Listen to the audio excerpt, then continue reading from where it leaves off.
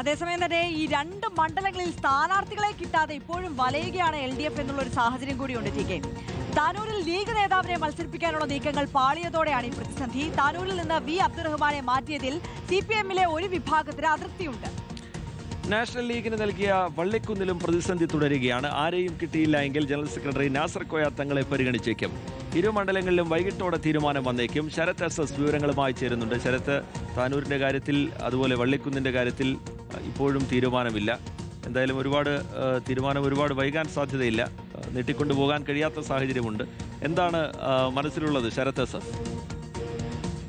ഇത് അത് തന്നെയാണ്. നിലവിൽ സ്ഥാനാർത്ഥി പ്രഖ്യാപനം വൈകിയാൽ അത് വലിയ പ്രതിസന്ധി ഉണ്ടാക്കും. 2 ദിവസം മാത്രമേ ഇത്തരത്തിൽ നാമനിർദ്ദേശ പത്രിക സമർപ്പിക്കാനുള്ളൂ. അതുകൊണ്ട് തന്നെ സ്ഥാനാർത്ഥി പ്രഖ്യാപനം ഉടൻ തന്നെ ഉണ്ടാകുമെന്നുള്ളത് തന്നെയാണ് മനസ്സിലാക്കുന്നത്. പക്ഷേ ഇതുവരെ 2 ഇടങ്ങളിലും അന്തിമ സ്ഥാനാർത്ഥികളിലേക്ക് എത്തിയിട്ടില്ല എന്നുള്ളതാണ് പ്രശ്നം. നേരത്തെ താനൂരിൽ നമുക്കറിയാം V അബ്ദുറഹ്മാനെ ആയിരുന്നു സ്ഥാനാർത്ഥിയായി പ്രഖ്യാപിച്ചിരുന്നത്. പിന്നീട് അദ്ദേഹത്തെ തിരൂരിലേക്ക് മാറ്റുകയും ചെയ്തു. ഇതോടുകൂടിയാണ് താനൂരിൽ ഒരു പ്രതിസന്ധി രൂപപ്പെട്ടത്. നിലവിൽ അദ്ദേഹം തിരൂരിലേക്ക് അബ്ദുറഹ്മാനെ മാറ്റിയതുമായി ബന്ധപ്പെട്ട് ഒരു വിഭാഗത്തിന് വലിയ അസംതൃപ്തിയുണ്ട്. ഒപ്പം പുതിയ സ്ഥാനാർത്ഥിയെ കണ്ടെത്താനുള്ള നെട്ടോട്ടത്തിലാണ് നിലവിൽ അവിടെയുള്ള LDF നേതാക്കളൊക്കെ തന്നെ. നമുക്കറിയാം LDF-ന്റെ സ്ഥാനാർത്ഥി പ്രഖ്യാപനം ആദ്യഘട്ടത്തിൽ തന്നെ ഒരുവിധം മുന്നണികളിലൊക്കെ തന്നെ ഘടകകക്ഷികളിലൊക്കെ തന്നെ നടന്നതാണ്. പക്ഷേ ഇത്തരം ചില സ്ഥലങ്ങളിൽ മാത്രമാണ് ഇപ്പോൾ പ്രശ്നങ്ങൾ നിലനിൽക്കുന്നത്. ഇപ്പം വള്ളികുന്നത്തെ സംബന്ധിച്ചിടത്തോളം നിലവിൽ നാഷണൽ ലീഗിന്റെ മണ്ഡലമാണ് വള്ളികുന്ന്.